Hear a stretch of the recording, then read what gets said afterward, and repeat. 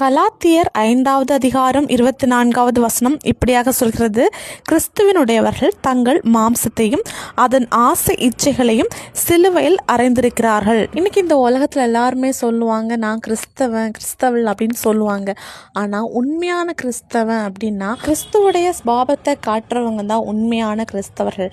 அவங்க தான் கிறிஸ்துவினுடையவர்கள். அவங்க தான் ஆண்டவருடைய பிள்ளைகள், அதாவது அவருடைய புத்திரர்கள்னு சொல்லுவோம். இன்னைக்கு நம்மளும் இயேசு கிறிஸ்துடைய பிள்ளைகள், இன்னும் அவருடைய சொந்தமான ஜனங்கள்னு சொல்லப்படணும் அப்படின்னா அவருடைய ஸ்பாவங்கள் நம்மக்கிட்ட இருக்கணும்.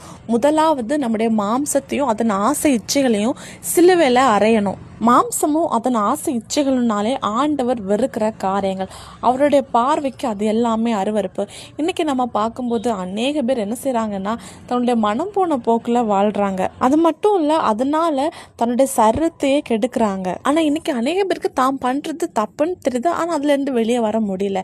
அப்படிப்பட்ட மாம்ச இச்சையும் ஆசைகளையும் நம்ம வெறுக்கணும் அப்படின்னா நமக்கு பரிசுத்த ஆவியானவருடைய உதவி வேணும். இந்த பரிசுத்த ஆவியை பெற்றுக்கொள்ளும் போது தான் இந்த பரிசுத்த ஆவியானவருடைய உதவியின் படி நம்மளால இந்த உலகத்தில் பரிசுத்தமாக வாழ முடியும். அப்போதான் நம்ம அவருடைய ஜனங்களாகிறோம், உண்மையான கிறிஸ்தவர்கள் ஆகிறோம். இன்னைக்கு உங்களால் உலகத்தையும் அதன் ஆசை இச்சைகளையும் ஜெயிக்க முடியல அப்படின்னா ஏசப்பா கிட்ட உதவியை கேளுங்க. ஏசப்பா உங்களுக்கு பரிசுத்த ஆவியை தருவாங்க. நீங்களும் பரிசுத்தமுள்ள ஒரு கிறிஸ்தவர்களாக இந்த உலகத்தில் வாழ முடியும். அதுக்கு ஏசப்பா உங்களுக்கு உதவி செய்வார். விசுவாசிங்க, அற்புதங்களை எதிர்பாருங்க. இயேசு கிறிஸ்துவின் நாமத்தில் ஆமேன்.